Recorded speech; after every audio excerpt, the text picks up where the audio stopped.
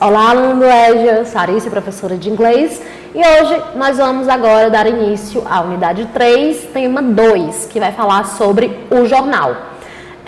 Novamente, peço que vocês baixem os slides, porque antes da gente começar com a apostila, eu trouxe aqui uma notícia, enfim, sobre a história do jornal, e eu peguei do site do jornalista.com, tá? Então a gente vai ver um pouquinho da história do jornal, algumas curiosidades, para começar na apostila. A história do jornal.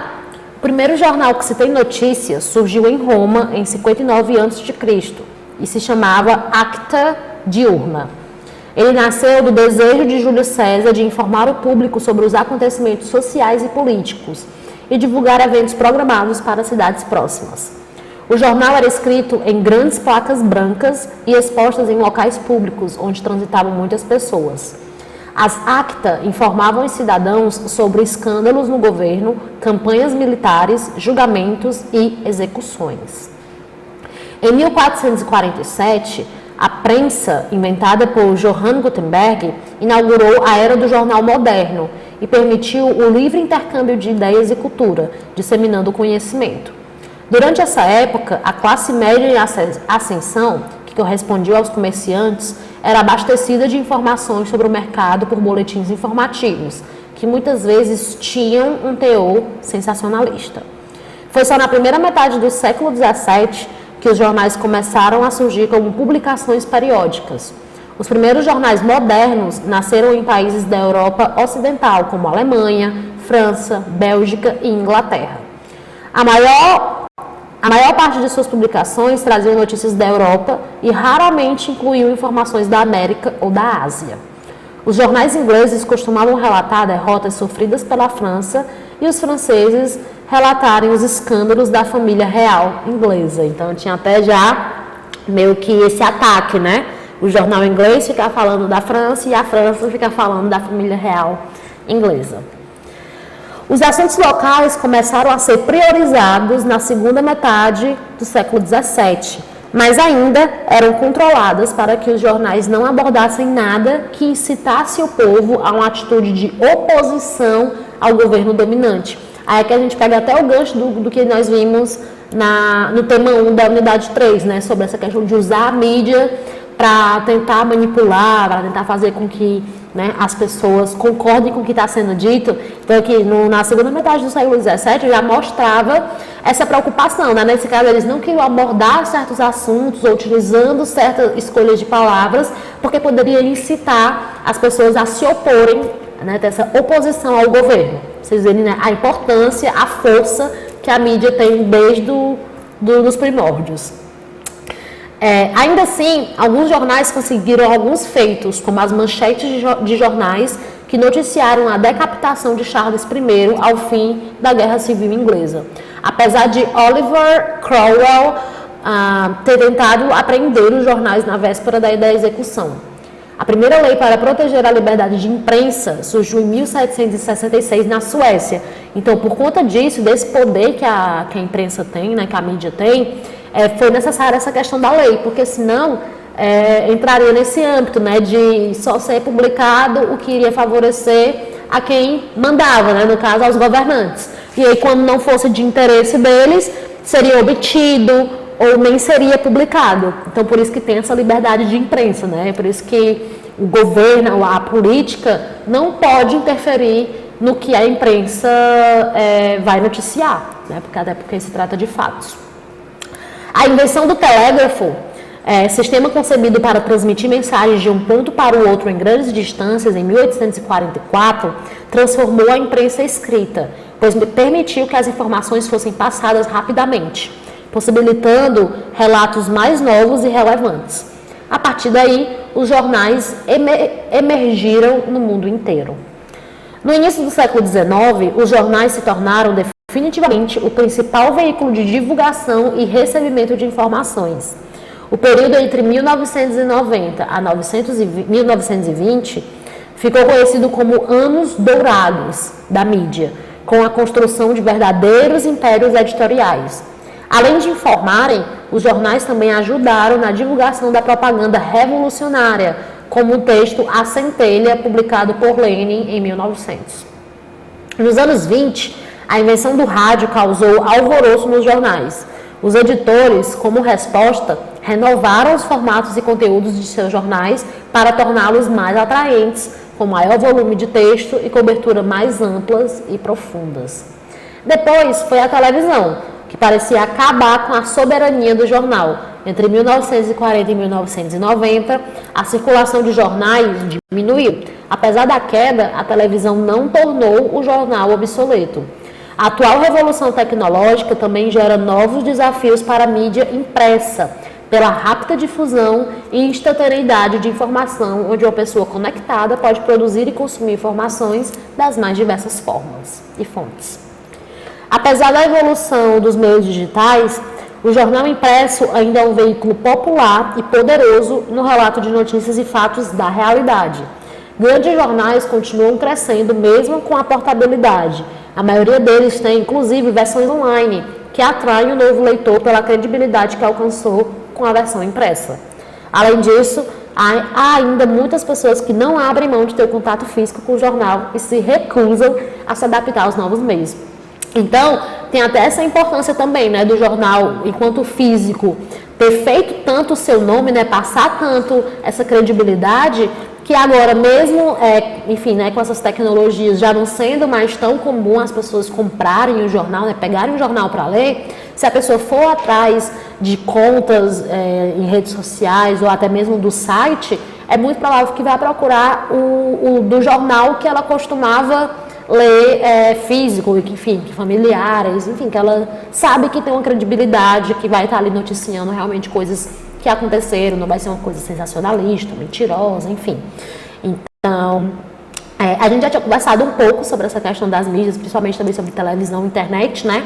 Mas o que a gente consegue ver a importância do jornal e que vem de muito tempo, lá da época do Júlio César, e o quanto ainda é importante atualmente. Obviamente vai se adaptando à realidade, às evoluções tecnológicas, mas ainda é uma das formas mais comuns das pessoas procurarem para se informar. E aí, ainda no mesmo site do jornalista, nós temos a definição da imprensa marrom. Imprensa marrom é o nome dado ao tipo de jornalismo focado em divulgar notícias sensacionalistas, onde os dados nem sempre são checados corretamente, tornando a notícia falsa e o veículo sem credibilidade. O termo imprensa marrom é inspirado no termo Yellow Press, que é imprensa amarela, que surgiu nos Estados Unidos, quando no final do século XIX, os jornais New York World e The New York Journal brigavam para ver quem iria publicar em suas páginas o desenho Yellow Kid. A briga foi tão forte que ambos começaram a publicar notícias falsas, sensacionalistas e sem escrúpulos para atacar o concorrente e vender mais jornais. No Brasil, a adaptação do termo ocorreu pela jornalista Calazans Fernandes. Por achar a cor amarela muito amena, escolheu substituí-la pela cor marrom, para fazer referência à imprensa sensacionalista e inescrupulosa. A primeira revista brasileira a ser acusada de agir como imprensa marrom foi a revista Escândalo, que extorquia dinheiro de pessoas fotografadas em situações comprometedoras. Certa vez, um homem fotografado pela revista se suicidou após se negar a pagar para não ter a sua foto publicada.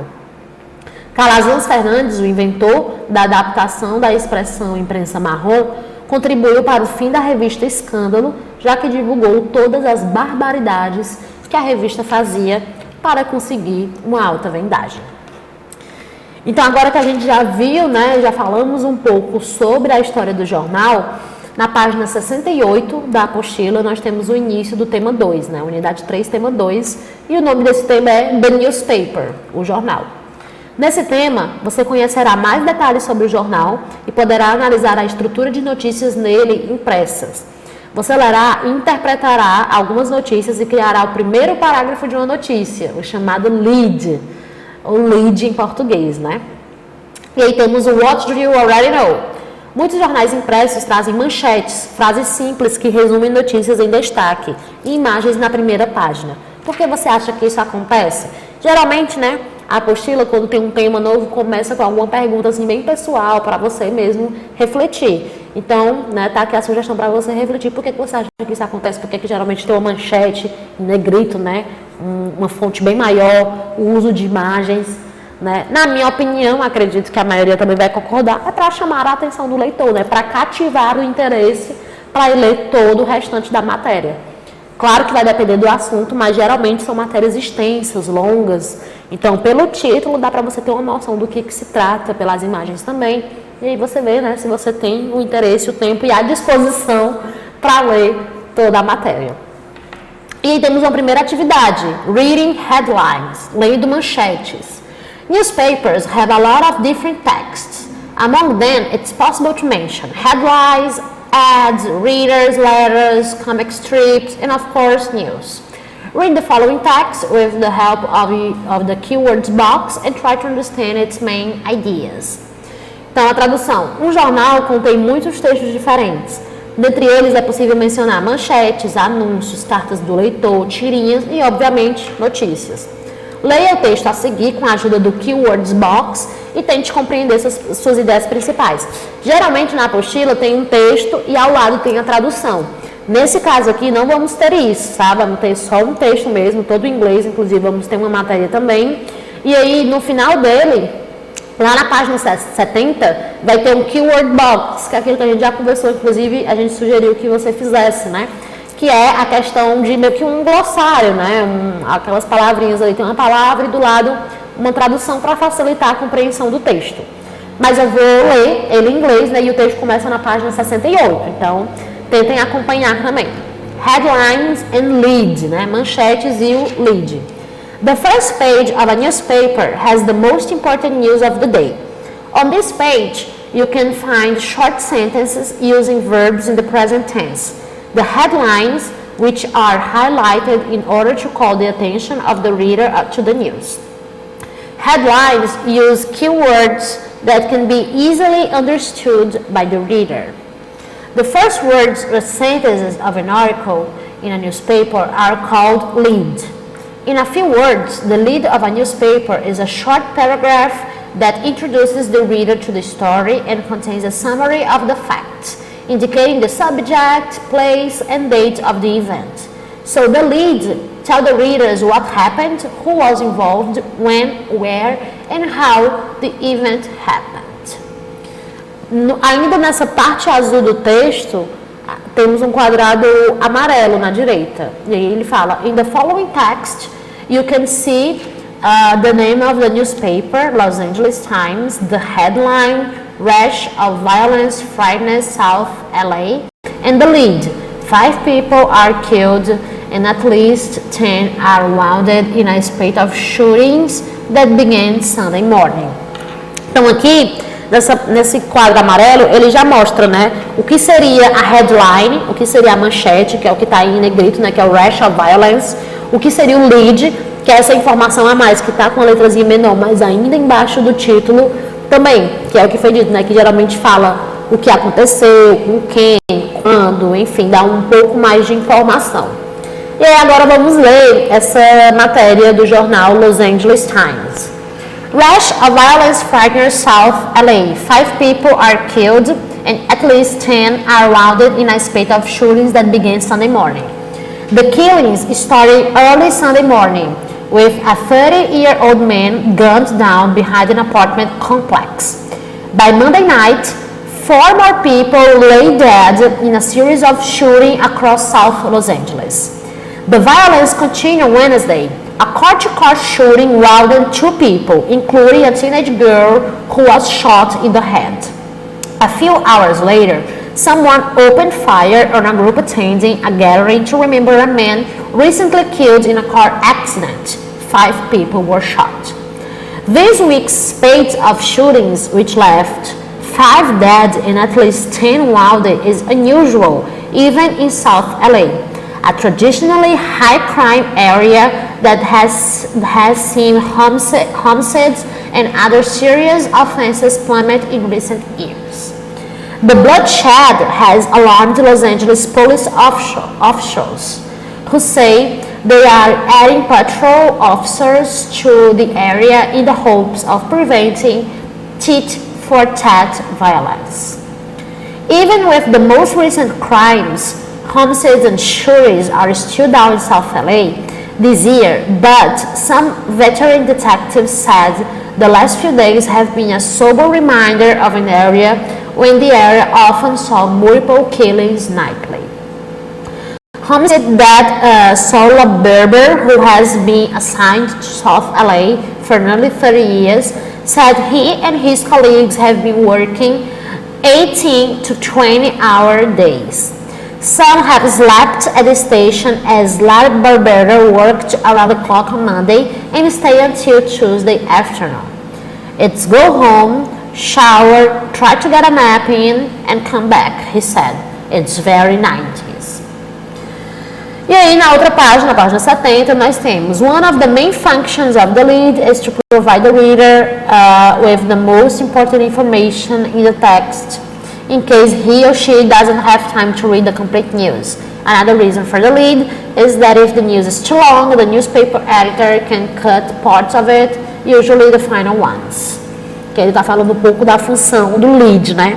E aí no keyword box nós temos ad, que significa anúncio, comic strip, que significa tirinha, easily, facilmente, to happen, o happened é acontecer, no passado aconteceu, headline, manchete, highlighted, destacado, news, notícias, reader, leitor, summary, resumo, to understand e understood é o entender e o entendido, what, o que, when, quando, where, onde, who, quem e word, palavra. E aí temos o primeiro exercício. Based on the text you have just studied, tick the correct information. Com base no texto que você acabou de estudar, assinale a informação correta. Então, no item A, nós temos on the first page of a newspaper, you can find complete news stories or headlines. Tu tá falando o quê? Na primeira página de um jornal, você pode encontrar o quê? Notícias completas, né? A história completa da notícia, ou headline, ou a manchete. E aí a gente viu que na primeira página de um jornal a gente pode encontrar a manchete. Depois temos the headline is important because it catches the attention of the reader, ou porque it indicates the number of the page where the reader can find the complete news story. A manchete é importante porque ela é meio que cativa, né? Ela chama a atenção do leitor, ou ela indica o número da página que o leitor vai encontrar a história. E a gente viu que a manchete é importante porque ela vai chamar a atenção, né? A manchete não é um sumário, né? Que você vai lá, tipo, num livro e tem, assunto tal, página tal. Não é esse o foco. É dizer basicamente sobre o que vai se tratar a notícia para você, né, já ir ler, já meio que tendo uma noção, sabendo do que se trata. E no item C tem, the lead normally includes the answer to 3 questions, when, what and where, ou 5 questions, when, what, where, who and how. Então, o lead, né, que é aquela palavrinha, aquela frasinha menor que vem embaixo da manchete, normalmente ela inclui respostas ao que, né? As 3 perguntas, o quando, o que e onde, ou as 5 perguntas, quando, o que, onde, quem e como. E aí a gente viu que as 5 perguntas, né? Vai vir a manchete, né?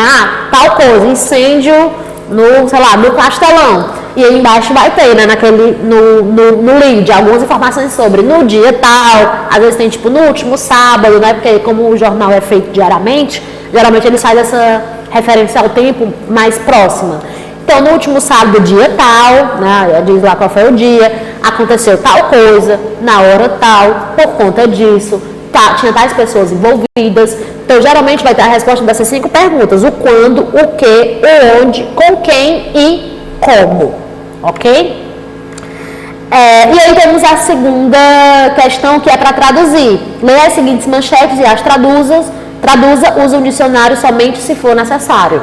Então aqui novamente uma questão de tradução, e aí a apostila sugere que você tente traduzir, né, utilizando o dicionário só se for estritamente necessário, e aí depois confere. Então sempre que tiver essas questões de traduções, eu vou pedir para você pausar, tentar fazer a tradução, e aí depois você dá o play só para ver se a sua tradução estava fiel, né, estava legal. E aí nós temos algumas frases, né? Temos a frase Rash of violence frightens South LA. A gente pode traduzir como onda de violência assusta o sul de Los Angeles. Né? Esse LA, o L.A é a abreviação de Los Angeles. A outra frase era World fears Ebola in Africa. E a gente pode traduzir como o mundo teme a Ebola na África. Depois nós temos New Giant Dinosaur Fossil Found in Morocco. E a gente pode traduzir como novo fóssil de dinossauro gigante encontrado no Marrocos.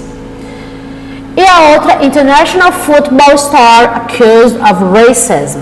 E a gente pode traduzir como estrela internacional de futebol é acusada de racismo. Certo? E aí, na atividade 2, a gente tem o Recognizing Information, que é reconhecendo informações. E aí temos a primeira. Read the following headline and lead from a news report about a missing plane. Complete short em português. Então, leia a seguir a manchete e o lead de uma reportagem sobre um avião desaparecido. Complete o quadro em português. Então, nessa reportagem aí, a gente está vendo que é do The New York Times, né, que é um dos jornais mais famosos dos Estados Unidos. Inclusive, ele tem também as versões online, né, que é um dos mais acessados também. E aí tem assim, tem The New York Times, né, informando o jornal, tem Asia Pacific, e aí temos o headline, temos a manchete, The Search for Malaysia Airlines Flight 370. E aí o lead nós temos, The flight disappeared in the early hours of March 8 en route to Beijing from Kuala Lumpur with 239 people on board. E aí tem a data que foi atualizada, né? Foi dia 2 de maio de 2014. E aí do lado tem um related article, que é o artigo relacionado. Nesse caso aqui você veria a manchete, vê o lead, se interessou, clica lá no artigo relacionado para ler toda a matéria, né? E aí a apostila sugere que só com essa pequena informação que nós temos, né, de manchete e de lead, que a gente indique, né, complete o quadro, indicando qual é o fato, qual é o acontecimento, qual é a data do fato, né, a data desse acontecimento e o número de pessoas envolvidas. Então vamos lá. Qual é o fato? O fato é o voo 370 da empresa aérea Malaysia Airlines desapareceu, né? É o que está na manchete, né? The search, né? A procura pelo voo 370 da Malaysia Airlines. Qual é a data? 8 de março. E aí essa data a gente viu no lead, né? No lead tem The flight disappeared, né? O voo desapareceu nas primeiras horas do dia 8 de março. A gente tem uma noção até de horário também, provavelmente foi pela manhã, né? E o número de pessoas envolvidas, 239, porque eles falam também no lead, né? En route to Beijing from Kuala Lumpur with 239 people on board. Então fala até o destino, né? Estava saindo de Beijing para ir para Kuala e que tinha 239 pessoas a bordo. Então tudo isso a gente pega só pela manchete e pelo lead. E aí na segunda questão tem Now answer this question in Portuguese. What do the number 370 and 2 refer to? How do you know? E aí temos a tradução, né? Agora responda essa pergunta em português. Aqui os números 372 se referem, como você sabe? E aí a gente pode ver, né, que o número 370 refere-se ao voo. É possível reconhecê-lo por meio das palavras que antecedem o número, principalmente pela palavra flight, que flight significa voo. Mesmo não conhecendo, se você conseguir reconhecer o Malaysia Airlines, né, geralmente o nome de companhias aéreas tem esse Airlines, né? Fica mais fácil deduzir que se trata do número do voo. Já o número 2 está localizado abaixo do lead e refere-se ao dia que a notícia foi atualizada. Ele está inserido na data May 2nd, 2014, né, que é dia 2 de maio de 2014. E dentro desse contexto, fica fácil compreender o que significa o número. Então, assim, geralmente a data vem bem pequenininho, às vezes até o autor também da matéria não vem muito chamativo, mas a gente tem todos esses indicativos, tanto no jornal online quanto no jornal impresso. E aí, na outra página, nós temos a terceira atividade, que é producing a lead, produzindo um lead. E aí nós temos read the text and use the following keyword box in order to answer the questions. Leia o texto e use o keyword box a seguir para responder as questões. Então, nós temos um texto, temos um pedaço da matéria, temos a manchete, mas está faltando um lead, que aí é você que vai tentar produzir. Vou ler aqui no inglês, tá? US economy adds 288,000 jobs in June. E aí tem lá a data, né, que é do dia 3 de julho de 2014 e veio pela Associated Press. E aí temos a linha para você fazer o lead e embaixo temos o parágrafo, né? Hiring over the past 5 months has been the strongest since the late 90s tech boom, as the economy added 288,000 jobs in June, and the unemployment rate fell to 6.1% from 6.3%.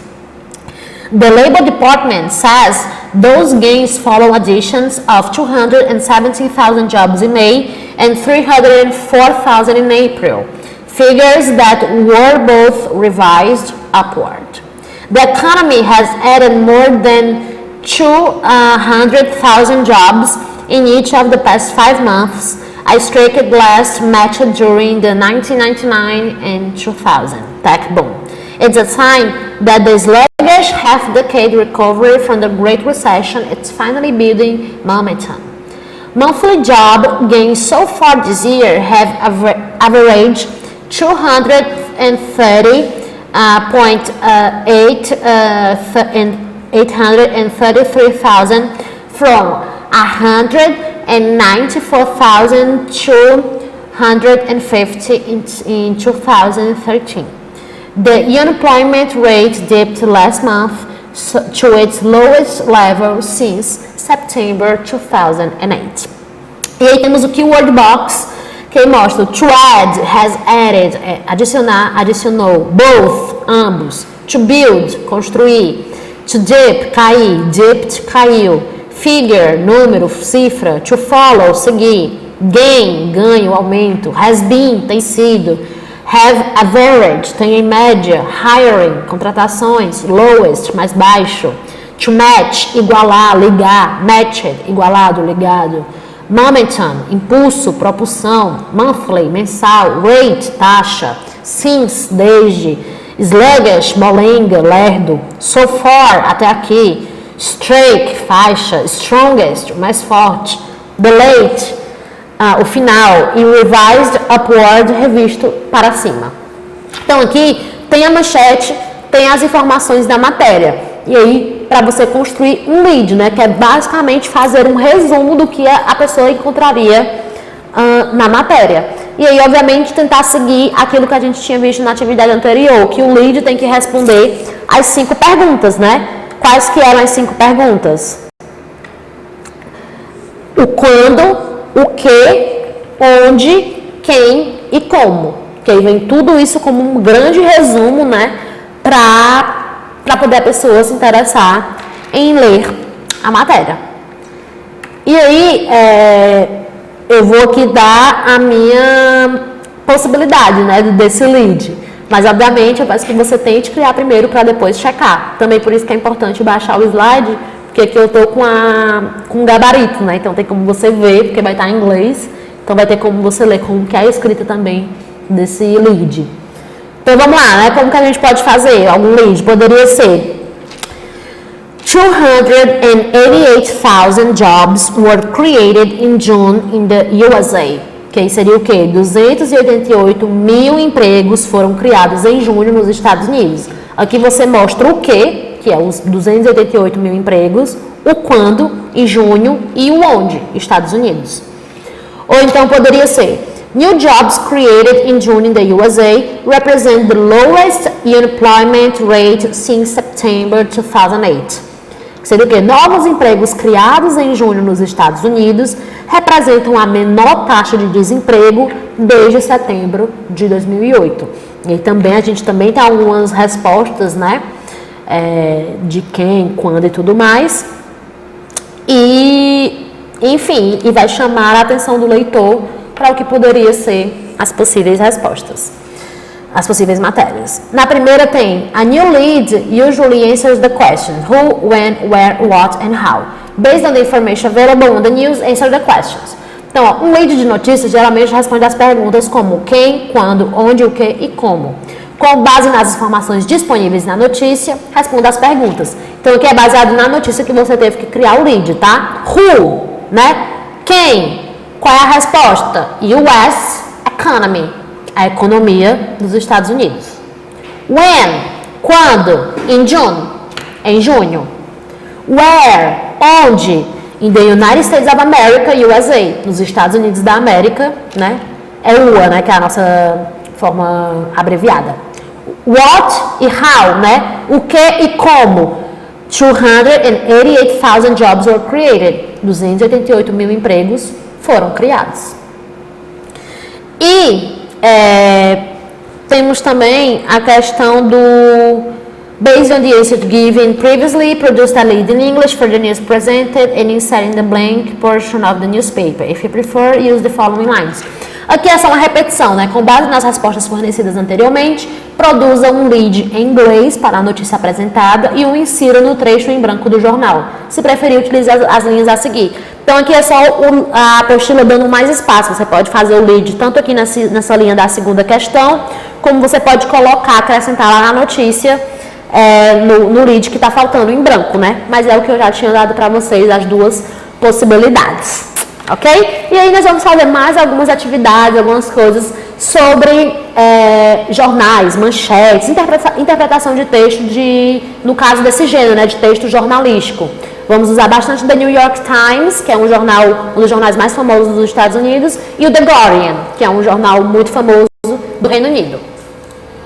E aí, já que o tema que nós estamos trabalhando, vendo, né, é sobre o jornal, que é o tema 2 da unidade 3, então eu trouxe algumas atividades para a gente colocar em prática, levando essa temática, né, esses textos que são publicados em jornais online, e aí depois a gente responde algumas questões de interpretação textual mesmo. Então, esse primeiro texto aqui, ele se chama Bigger Yet Better. E temos o lead dele, né? On Magic Island, a virtuous cycle began with a ban on heavy industry. Então, novamente, né? Sempre lembrando para você, se for possível, assim, é bem interessante que você consiga fazer isso, baixar o slide e ir acompanhando a leitura. Porque eu vou lendo em inglês, você vai tendo uma ideia também de pronúncia, enfim, dá para você ir praticando e também fica melhor, né? De visualizar, de não se distrair. Acompanhando o texto e depois visualizando as questões também. Então, vou começar a ler. One of the sad truths of the developing world is that an urban population boom has so often been bad news. From Jakarta to Rio de Janeiro, more people have typically meant more ghettos, more crime, and less economic life. That's one reason urbanities in big cities are moving to places like Florianópolis, an island city 700 kilometers south of São Paulo, where bigger doesn't always mean worse.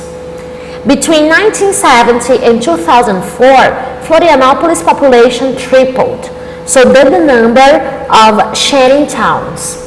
But the local economy grew fivefold and incomes grew in step. Opportunity seekers, urban and rural, white collar and blue, poured in. With 100 or so beaches lining that Magic Island, tourism is thriving. And while many Brazilian cities are struggling to graduate from smokestacks to Sir President, Vice President, Florianópolis is succeeding, thanks in part to a federal rule that for decades banned heavy industry on the island. Town stewards promoted cleaner public works and wound up with a network of public and private universities that make this one of the most scholarly cities in Brazil. To tend to the demanding academic crowd, the city invested heavily in everything from roads to school, and now Florianópolis ranks high on every development measure, from literacy 97% to electrification near 100%. By the late 90s, private companies were flocking to the island on emerging from technology incubator at the Federal University. Among the innovations, it hatched the computerizing voting machines that have made Brazilian elections fraud-free and efficient. Local officials now say that their aim is to be the Silicon Valley of Brazil with beaches. Don't count them out. E esse texto foi tirado da Newsweek, né, do jornal, lá em 2006. E aí temos uma questão. Muita gente de outros grandes centros veio para Florianópolis. Por quê? Porque a cidade fica a 700 quilômetros de São Paulo, porque a população de lá triplicou, porque a qualidade de vida lá é melhor, porque há menos vida econômica lá ou porque não há favelas. E aí nós vimos que no segundo parágrafo eles falam, né, que entre 1970 e 2004 a população de Florianópolis triplicou, né? Então é uma afirmação real essa questão do item B da população ter triplicado, só que é sempre bom a gente focar no que o enunciado da questão está pedindo, porque às vezes na maioria dos vestibulados o que acontece? Eles colocam alguns itens, algumas alternativas que são reais. Se a gente olhar num ponto de vista, enfim, socialmente, às vezes economicamente falando, enfim, contextos e contextos, muitas vezes são alternativas que de fato fazem sentido, tem uma lógica por trás. Só que a gente sempre tem que se atentar para o que o enunciado está se referindo. Aqui está falando o quê? Muita gente de outros grandes centros veio para Florianópolis. Por quê? O motivo foi porque a população de lá triplicou? Não, teve outros motivos. Mas assim, não deixa de ser uma mentira que a população triplicou. Então assim, trouxeram um fato que até para a gente dar essa confundida. Só que não é o motivo para as pessoas terem ido para Florianópolis. Foram outras razões que levaram a isso. E aí ele fala, né, que a economia local, né, realmente cresceu, e aí todo o texto vem falando sobre isso, né, que apesar de ter, enfim, os guetos, as comunidades, como em toda a cidade, Florianópolis estava um tanto quanto diferenciado, e também levando em questão, né, de que é um texto de 2006. Então, a gente muitas vezes também pode ler um texto e ficar meio que, como assim, né, porque já pode não ser mais uma realidade. Então, por isso que é sempre interessante a gente tentar focar realmente nas informações que o texto está trazendo e focar direitinho no enunciado, para entender qual é a resposta que a gente está procurando. E aí, levando tudo isso em consideração, a resposta que está procurando, que é o item correto, é o item C, que a qualidade de vida lá, de fato, é melhor. E, né, levando em consideração tudo isso que foi dito, o ano, enfim, todas as informações que trouxeram nos parágrafos. Avançando, nós temos um texto que eu trouxe do The New York Times, né, que é um dos jornais mais conhecidos dos Estados Unidos, e as questões que eu trouxe aqui são questões autorais, tá? Eu já trabalhei com essas questões, já passei para alguns alunos meus provas, mas enfim, quem preparou fui eu.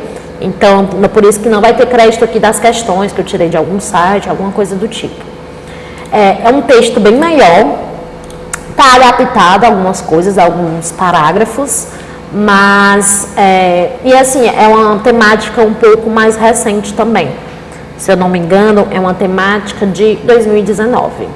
E aí o título fala: Brazil must not become a gay tourism paradise, says Bolsonaro. LGBT campaigners say Brazilia's president comments risk inciting hatred. Então vamos lá, acompanhar a leitura. Brazil's far-right president, the self-declared homophobe Jair Bolsonaro, has been accused of inciting hatred towards LGBT people after declaring the South American country should not become a gay tourism paradise. If you want to come here and have sex with a woman, go for your life. Bolsonaro reportedly told journalists in the capital, Brasilia, but we can't let this place become known as a gay tourism paradise. Brazil can be a country of the gay world, of gay tourism. We have families, Bolsonaro added, according to the Brazilian magazine Exame. The comments made during a breakfast meeting with Brazilian reporters sparked an immediate reaction from LGBT campaigners. This is not a head of state, this is a national disgrace, said David Miranda, a leftist congressman and LGBT activist. Miranda said that the president's remarks simultaneously enraged members of Brazil's LGBT community by putting a target on their backs and promoted the sexual exploitation of Brazilian women. He is staining the image of our country in every imaginable way, Miranda said. Renan Quinalha, a São Paulo-based lawyer and LGBT activist, said, "It is a disaster declaration, both from the human rights point of view and with regards to Brazil's international image." He added that the comments give a green light to already alarming levels of violence against the LGBT community by suggesting that only heterosexual families or genuine families. Só abrindo aspas aqui, no texto eles colocaram isso, né? Famílias heterossexuais. É até difícil pronunciar essa palavra porque heterossexual no inglês é straight. É a mesma palavra que é usada para seguir em frente, por exemplo. Então, geralmente a gente vai utilizar mais o straight, ok? All this demonstrate is something that he has made consistently clear over nearly 30 years of public life, that he is a homophobe, Quinalha said. In a video posted on Twitter, Jean Willis, another prominent LGBT campaigner, said that the comments incited hatred against minorities. With this unhappy declaration and this unhappy gesture against the LGBT community, Bolsonaro is simply being Bolsonaro, added Willis, who fled into exile in January after receiving death threats.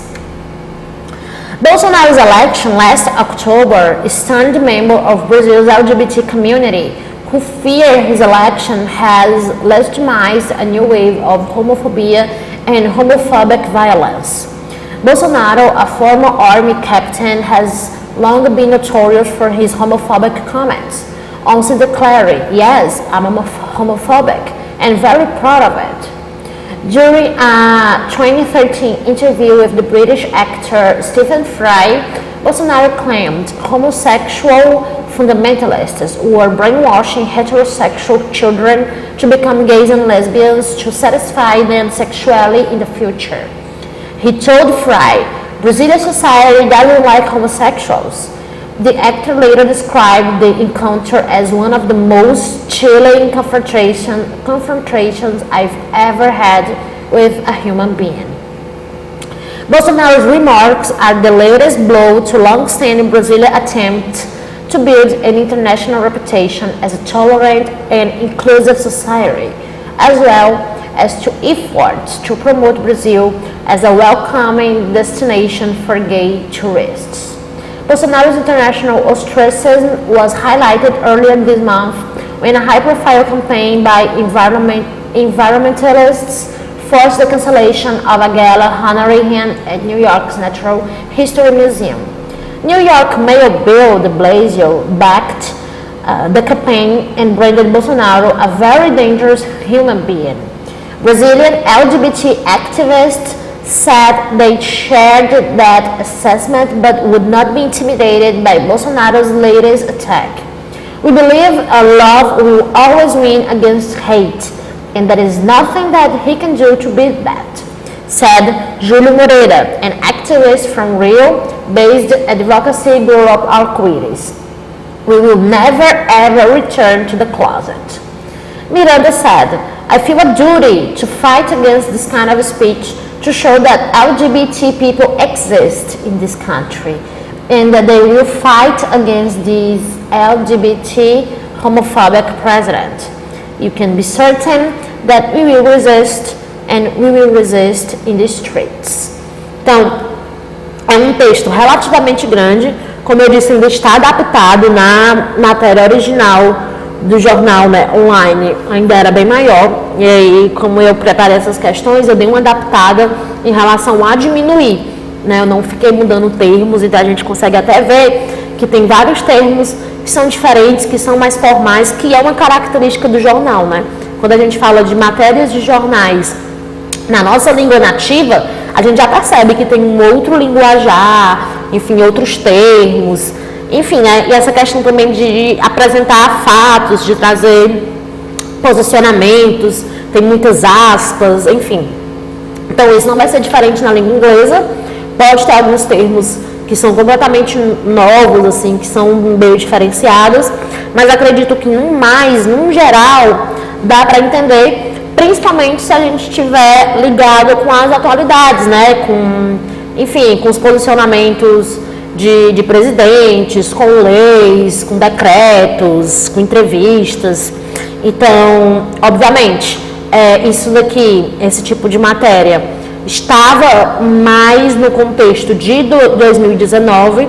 Então, quem acompanhou esse tipo de notícia naquele ano de 2019, provavelmente, se pegasse esse texto na língua inglesa, até teria, né, um entendimento mais fácil, por estar num período de tempo ali mais próximo. Com o passar dos anos, né, a gente pegando matérias antigas, como a gente acabou de trabalhar onde 2006, pode ser que já não seja mais a realidade, pode ser que muitas coisas já tenham mudado, mas fica até uma questão da gente conseguir interpretar um texto em língua inglesa sem estar com o background knowledge, que eu sempre falo, praticamente toda aula eu falo disso, né? Sem estar com conhecimento prévio, sem estar meio que já inserido nessa realidade, nessas notícias, como se a gente já meio que esperasse o que viria dali. Então é até um desafio a mais quando a gente vai ler um texto numa língua inglesa, ainda mais um texto como esse, tratando de fato, né, de coisas noticiadas e que já passou alguns anos, ou enfim, que a gente realmente não tem conhecimento. Porque além da gente ter o desafio de ler na língua inglesa, né, numa língua estrangeira, a gente ainda tem que dar uma lembrada, uma puxada no cérebro dos fatos, né, do que aconteceu, se a gente tinha ouvido falar alguma coisa, a nossa opinião sobre isso. Então, tudo isso também pode entrar como possíveis facilitadores ou não de resolução de questões. E aí, na primeira questão, nós temos o enunciado em inglês, né? Answer the questions according to the text. Então, responda as questões de acordo com o texto. Tem um item A. What did the LGBT campaigners say about Bolsonaro's comments? Né? Então, o que essas pessoas, né? As pessoas que fazem campanha em prol da causa LGBT, o que elas falaram sobre os comentários do Bolsonaro, os comentários lá de 2019, nas declarações que ele fez, né? E aí, alguns dos comentários foi: This is not a head of state, this is a national disgrace. Então, chegaram até a falar que era uma desgraça nacional, até uma questão de ser um pouco de desserviço, né? Desse tipo de fala homofóbica sair da boca do presidente, ainda mais naquele período de 2019 que essas discussões já estavam e ainda estão atualmente, né, bem presentes na sociedade. No item B tem What were Brazilians afraid of when Bolsonaro won the election? Então, o item B pergunta, né, do que os brasileiros tinham medo quando o Bolsonaro ganhou a eleição? Então, alguma parte do texto vai estar falando sobre a eleição do ano de 2018. Mas como foi uma notícia tirada de 2019, no texto ele não vai dar muito esse referencial de tempo, de falar, em 2018, então eles falam, tipo assim, em último outubro, né? Por isso que às vezes é importante também a gente ter uma noção de quando que saiu a matéria. Porque se você está vendo, sei lá, se você está lendo a matéria em 3 anos depois, 4 anos depois, o seu último outubro não vai ser o mesmo último outubro que o texto está citando. Então, por a gente saber que se trata de um texto de 2019, a gente entende que o último outubro tinha sido 2018, que foi o ano da eleição. E aí, o medo, né, estava lá no 5º parágrafo do texto, que ele fala, né, Who fear his election has legitimized a new wave of homophobia and homophobic violence. Então, o texto traz que alguns brasileiros tinham medo de que a eleição do Bolsonaro pudesse iniciar aí uma onda de violência homofóbica, da legitimização da homofobia também. Que é uma questão até um pouco lógica, né? Se saem certas declarações da boca do presidente, está meio que legitimizado, como se, se o presidente está dizendo, então eu também tenho um aval para dizer, enfim, para tentar também fazer justiça com as próprias mãos, porque a gente sabe que não é assim que funciona, né? No item C pergunta, why did Jean Willis leave the country? E aqui é perguntando, né, sobre o Jean Willis, que é aquele ex-BBB, se não me engano, ele ganhou, né, uma edição do Big Brother, mas que ele já está incluso mesmo na política, enfim, tinha cargos e tudo aqui no Brasil.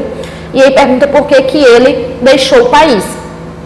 E aí no texto fala que ele recebeu ameaças de morte, né, tá lá em inglês, he received death threats.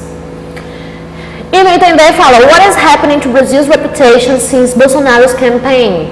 E aí, o que está acontecendo com a reputação do Brasil desde a campanha do Bolsonaro? E aí, no texto fala, it is staining the image of Brazil in every imaginable way.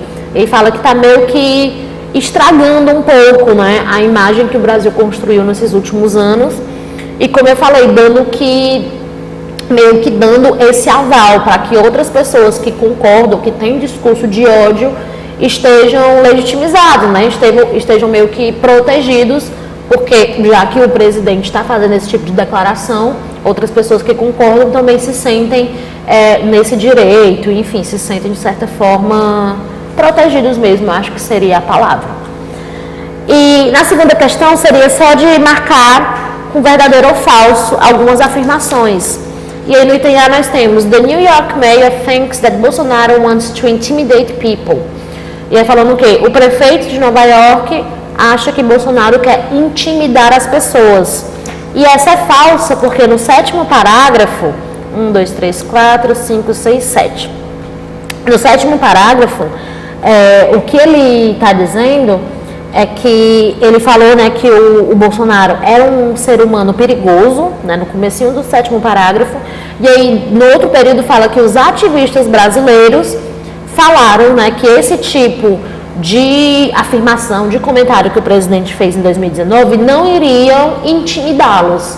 Então não é o prefeito de Nova York que falou que o Bolsonaro quer intimidar as pessoas, né? Ele falou que o Bolsonaro era um ser humano perigoso e aí os ativistas disseram que não iam se intimidar com esse tipo de coisa. Então por isso que é falso. No item B, fala, Brazilian people say Bolsonaro is homophobic but he denies. Os brasileiros falam que o Bolsonaro é homofóbico, mas ele nega. É falso, porque no 5º parágrafo, ali na metade do 5º parágrafo, abre aspas e tem ele falando, yes, I'm homophobic and I'm very proud of it. Ele fala, sim, eu sou homofóbico e eu tenho muito orgulho disso. Então ele não negou, na verdade ele fez foi afirmar e reafirmar quantas vezes foram necessárias, né? No item C tem Bolsonaro's declarations are ruined the image of Brazil according to some activists. E essa é verdadeira, porque está falando as declarações de Bolsonaro estão arruinando a imagem do Brasil de acordo com alguns ativistas. Então não é uma opinião geral, mas que alguns ativistas estão concordando com isso, de que a imagem do Brasil está sendo arruinada por conta desse tipo de declaração. E por último temos Miranda says that Bolsonaro has a duty to fight against LGBT people, né? Miranda disse que Bolsonaro tem um dever de lutar contra a comunidade LGBT. E aí no último parágrafo o que o Miranda fala é I feel a duty to fight against this kind of speech. Ele fala, eu me sinto, né, no dever de lutar contra esse tipo de discurso. Então, ele não está dizendo que o Bolsonaro tem o dever de lutar contra a comunidade LGBT, que ele dá até meio que contra também tudo que os ativistas e o próprio Miranda estavam falando nessa matéria, né? Ele disse que ele se sente com esse dever de lutar contra o discurso de ódio, que nesse caso é mais voltado para a comunidade LGBT. Então, assim, a gente pode ver que é um tipo de texto um pouco mais complexo devido a tudo que a gente falou no início e que, às vezes, algumas perguntas se encaminham para um lado para tentar engabelar, para tentar que a gente se confunda. Por isso que é interessante, né, sempre procurando palavras-chave no texto, mesmo que a gente não entenda tudo, que a gente não consiga traduzir tudo literalmente, sempre vai ter uma parte ou outra, um parágrafo ou outro que faz com que a gente consiga ter uma melhor resolução das atividades.